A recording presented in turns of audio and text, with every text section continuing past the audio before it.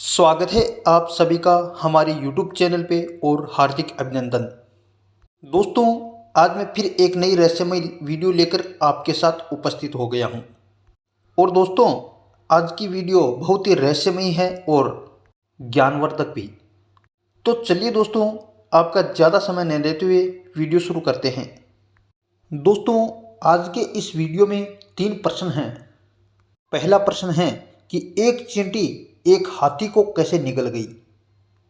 दोस्तों, दूसरा प्रश्न है कि एक सूखे तालाब में पानी की हिलोरें कैसे उठ रही थी।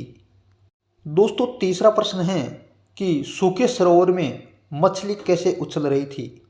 तो दोस्तों, एक समय की बात है कि जनकपुर नरेश महाराज जनक एक दिन शयन मुद्रा में यानी सो रहे थे।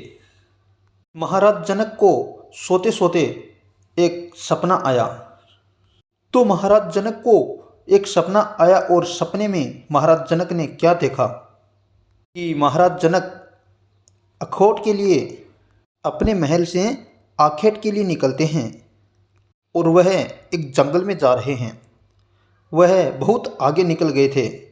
राजा जनक और एक ऐसा विशाल वन देखा जो विचित्र प्रकार का था और उस वन में महाराज जनक प्रवेश कर गए।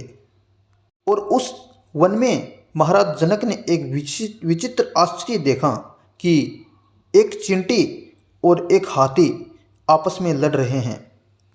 दोनों में घमासान युद्ध हो रहा है और उस चींटी ने हाथी को निगलना शुरू कर दिया और धीरे धीरे वह चींटी पूरे हाथी को निगल गई।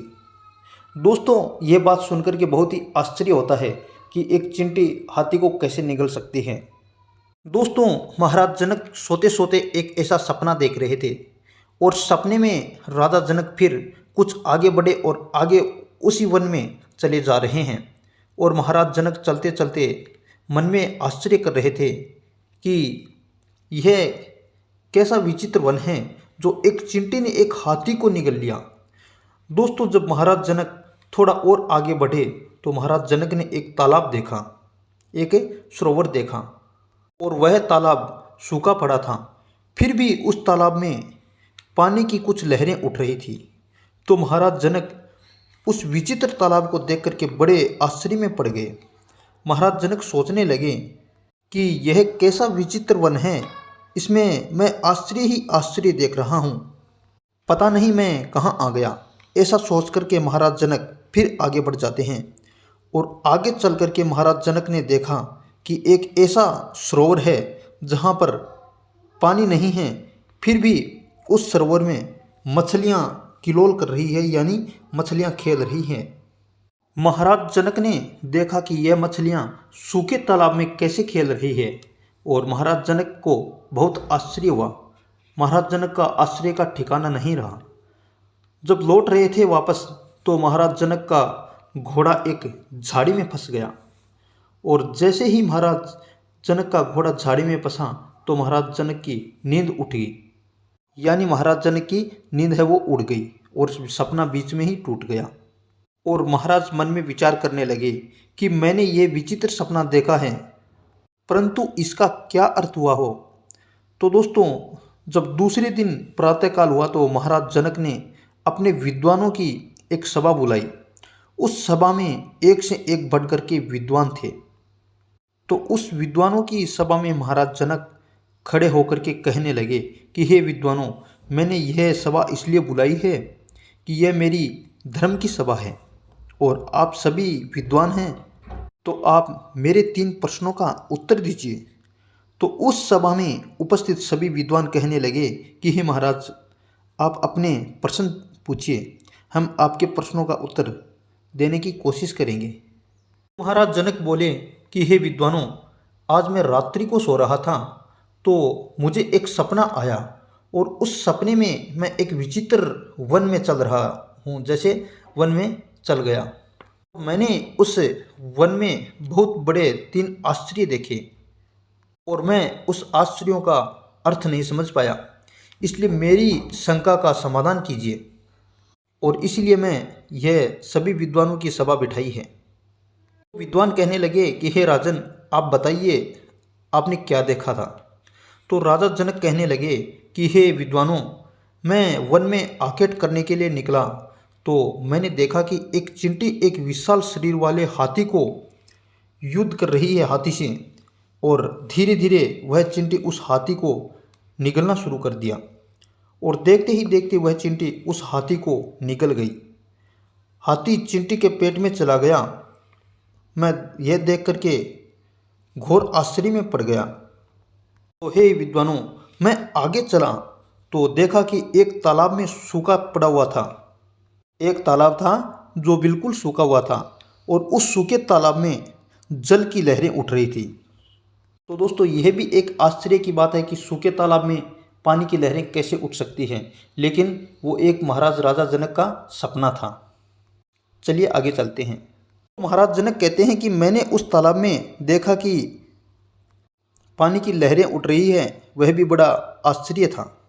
तो हे विद्वानों, मैं सपने में कुछ और आगे चला तो देखा कि एक ऐसा सुंदर सरोवर है जिसमें पानी नहीं था, और उस सरोवर में बहुत सारी मछलियाँ किलोल कर रही थी, यानी खेल रही थी, और उस सरोवर में पानी बिल्कुल नहीं था।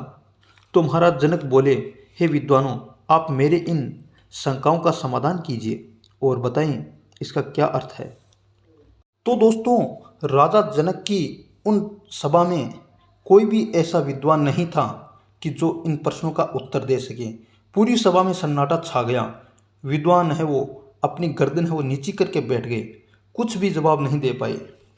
दोस्तों, जब इन प्रश्नों का जवाब कोई भी नहीं दे सका तो महाराज जनक बड़े दुखी हो गए, और दुखी मन से महाराज जनक कहने लगे कि हे विद्वानों, मेरी यह धर्म सभा में बड़े बड़े विद्वान हैं, फिर भी मुझे बहुत ही दुख के साथ कहना पड़ रहा है कि मेरे इन 3 प्रश्नों का जवाब कोई भी विद्वान नहीं दे सका। तो फिर विद्वान होने का क्या मतलब हुआ? तो महाराज जनक की ऐसी बात सुन करके सभी विद्वान नीची गर्दन करके बैठ गए। तभी उस सभा में विराजमान 8 स्थानों से मुड़े हुए एक ऋषि, जिनका नाम था अष्टवक्र, तो अष्टवक्र खड़े हो जाते हैं। तो जैसे ही अष्टवक्र खड़े हुए और राजा जनक से कहने लगे कि हे राजन, मैं आपके प्रश्नों का जवाब दूंगा, तो उस अष्टवक्र की बात सुन करके सभा में खड़े थे जो भी विद्वान थे, वह सभी विद्वान देख करके अष्टवक्र को देख करके हंसने लगे, उनकी मजाक उड़ाने लगे कि हे राजन, ये क्या जवाब देगा जिसका शरीर है वो 8 स्थानों से मुड़ा हुआ है? क्या विद्वान यह विद्वानों की अपेक्षा करेगा? यह स्वयं तो चल नहीं सकता। तो ऐसी बातें करके राजा जनक की सभा हंस रही थी। तो उसी समय अष्टवक्र कहने लगे कि हे महाराज जनक, मैं आपके प्रश्नों का जवाब तो दूंगा, लेकिन उससे पहले मैं आपकी विद्वानता के बारे में कुछ कहना चाहता हूँ। तो अष्टवक्र कहने लगे कि हे राजन, आपकी यह सभा विद्वानों की नहीं है, यह तो चरम की परख करने का जानते हैं। तो हे राजन, अब आप समझ सकते हैं आपकी सभा किसकी है। तो दोस्तों, राजा जनक अष्टावक्र की यह वाणी सुनकर के बड़े ही प्रभावित हुए और कहने लगे कि हे ऋषि श्रेष्ठ, मैं आपका स्वागत करता हूँ और आप मेरे प्रश्नों का समाधान करें। तो राजा जनक ने अष्टवक्र से कहे कि हे राजन, आपके पहले प्रश्न का जवाब सुनिए। वह ऋषि कहता है राजा से कि आपके पहले प्रश्न का जवाब सुनिए। आपने कहा था कि उस जंगल में एक चींटी है वो हाथी को निगल गई थी और हाथी से युद्ध कर रही थी। तो हे राजन, ध्यान से सुने। धरती फैली हुई है, माया आपका जो भी सपना है वो उस संसार से परे है। राजन, धरती पर फैली हुई माया की मरण मरीच का ब्रह्मांड व्यापी पार है, पार ब्रह्म को निगल जाती है, यानी जो इस दर्शन है वही सब कुछ बन जाता है, और अदृश्य की सत्ता ही दृष्टिगोचर नहीं होती है राजन। लेकिन योगीराज ब्रह्मांड व्यापी ब्रह्मा का प्रदर्शन करते हैं। स्थिर पदार्थ के रूप में आकर्षक लगने वाली इस धरती की उपेक्षा कर देते हैं। हे राजन, हे राजा जनक, मैं आपको बताना चाहूँगा कि आत्मा सूक्ष्म होती है, चींटी से भी छोटी होती है आत्मा राजन, किंतु जब यह ज्ञान प्राप्त कर लेती है तो यही आत्मा दृश्य संसार उसके पेट में समा जाता है। अर्थात वही आत्मा जो एक चींटी के स्वरूप से छोटी होती है, वह जब ज्ञानवान हो जाती है तो उसके पेट में संपूर्ण हाथी रूपी दृश्यमान संसार है वो समाहित हो जाता है उस आत्मा में। राजन, जब आत्मा अपने स्वरूप को पहचान लेती है कि मैं कौन हूँ, तो उस वक्त आत्मा सूक्ष्म रूप में होती है। वही आत्मा इस दृश्यमान संसार को निगल जाती है और इतना बड़ा संसार उस आत्मा में समा जाता है। हे राजा जनक, आपने सपने में उस दृश्य को देखा था। आपने आत्मा रूपी चींटी को इस संसार रूपी हाथी को निगलते हुए देखा था। आत्मा तेजपुंज होती है जो कि ईश्वर का अंश होती है राजा जनक, और वेद शास्त्रों में भी कहा गया है कि ईश्वर अंश जीव विनाशी, चेतन अनल, सहज सुपरासी। तो हे राजन, यह आपके पहले प्रश्न का जवाब है। राजा जनक ने जब अष्टावक्र के पहले प्रश्न का जवाब सुना तो राजा और राजा की विद्वानों की जो भी सभा थी, वह पूरी सभा विस्मित हो गई कि यह 8 जगह से मुड़ा हुआ व्यक्ति कितना ज्ञानवान है। और आगे अष्टवक्र कहने लगे कि हे राजन, अपने दूसरे प्रश्न का जवाब सुने। आपने कहा था कि एक जल में सूखी सरोवर है, उसमें जल नहीं है, फिर भी उस सरोवर में जल की लहरें उठ रही हैं। आपने यही पूछा था ना राजन? तो राजा जनक कहने लगे कि हाँ ऋषि श्रेष्ठ, मैंने यही प्रश्न पूछा था। तो अष्टवक्र कहने लगे कि हे राजन, ध्यान से सुनो, यह बात उन ढोंगी विद्वानों की ओर संकेत किया करती है जो विद्वान स्वयं कुछ नहीं जानते और स्वयं ज्ञानी रूप जल से वंचित नहीं हैं, सूखे हुए हैं, परंतु राजन वो दूसरे व्यक्ति को ज्ञान देने की कोशिश करते हैं। अपने आप को ज्ञानवान समझते हैं, जैसे कि आपकी सभा के सभी विद्वान अपने आप को समझ रहे हैं। परंतु हे राजन, आपकी यह सभा विद्वानों की नहीं है, यह ज्ञानहीन ब्राह्मण या विद्वान है, और वह उन सूखे सरोवर की तरह है और दूसरों को वह ज्ञान देने की कोशिश करता है। या आप इस तरीके से मान सकते हैं कि सूखे तालाब में पानी की लहरें उठ रही है। तो हे राजन, उन ज्ञानहीन व्यक्तियों को उन सूखे तालाब की तरह मानिए, और जो झूठे ज्ञान का प्रदर्शन कर रहे हैं वो सूखे सरोवर के पानी की लहरें की उठने के समान हैं। तो हे महाराज जनक, आगे आने वाले समय में ऐसी ज्ञानी पुरुषों को आपको बहुत मिल जाएंगे, लेकिन सच्चा ज्ञानी नहीं मिलेगा। इस संसार में अज्ञानता से भरा हुआ ज्ञानी बहुत है, लेकिन सच्चा ज्ञानी नहीं है। तो स्वयं कुछ नहीं जानते हैं, खुद में हजारों कमी है और वह दूसरों में एक एक कमी को खोजते रहते हैं। तो हे महाराज, यह आपके दूसरे प्रश्न का जवाब है। राजा जनक और महाराज अपने अभी तीसरे प्रश्न का जवाब पूछा। ये महाराज, आपका तीसरा प्रश्न था कि एक सरोवर में बिना पानी के मछली है वो किलोल कर रही थी, खेल रही थी। यानी एक ऐसा सरोवर था जिसमें रेत भरी थी, फिर भी उस रेतीली सरोवर में मछलियाँ ऐसे खेल रही थी जैसे पानी में खेल रही है। हे राजन, से सुनिए, मनुष्य का शरीर प्राप्त करने के बाद भी ऐसे व्यक्ति आपको मिल जाएंगे जो उच्च स्थिति में होने के बाद भी नीचे गिरते हैं, पाप और गंदे कर्मों को करते हैं। हे राजन, संसार का कोई अस्तित्व नहीं होता, जैसे तुम्हारे सपनों का कोई अस्तित्व नहीं था। तुम जैसे ही नींद से जागे तो तुम्हारा यह सपना भंग हो गया। हे महाराज जनक, संसार भ्रम जंजाल मात्र है। संसार में भ्रम बांध रखा है, केवल माया का संसार स्वप्नवत है।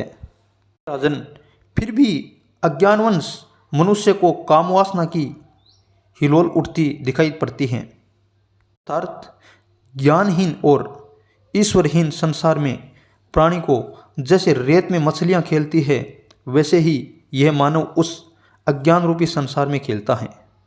मलमूत्र के इस शरीर में आनंद कहाँ होता है राजन, कष्ट ही कष्ट होते हैं। कोई भी प्राणी इस संसार में सुखी नहीं है। फिर भी मोह और माया के ग्रस्त मछली रूपी मानव मन इंद्रिय लालसाओं और कामनाओं और कामवासनाओं से काल्पनिक किलोल करता है। राजन, इस संसार रूपी माया जाल में मनुष्य भ्रमित होता रहता है, यानी गहरा फंस जाता है और उसे वही माया रूपी जाल आनंद प्रदान करने में लग जाता है। हे राजा जनक, आपने जिसके पास कोई ज्ञान नहीं था, उस संसार में मन रूपी मछली को फंसे हुए देखा। कामवासना में फंसा हुआ मन ज्ञानहीन संसार में, अर्थात राजा बिना ज्ञान रूपी पानी में मन रूपी मछली खेल रही थी। यानी कि जहाँ ज्ञान नहीं है और कामवासना होती है, वहाँ इंसान का मन बहुत जल्दी लगता है। जैसे कि एक कहावत है कि कथा आगे पीडो ना चौकी, वैसा आगे जाजम चौकी। अर्थात जहाँ मंदिर होता है वहाँ लोग बहुत कम जाते हैं और जहाँ वैसा नाच रही होती है वहाँ लोग ज़्यादा जाएंगे, क्योंकि दोस्तों यही इस संसार का सत्य है। तो दोस्तों, राजा जनक उस अष्टवरक ऋषि की बात सुनकर के बोले, वास्तव में यह बात सत्य है। और महाराज जनक ने अष्टवरक ऋषि को अपनी सभा में सम्मानित किया। तो दोस्तों, यह राजा जनक के 3 प्रश्नों के जवाब थे। चलिए, वीडियो लंबा हो रहा है, वीडियो को यहीं विराम देते हैं।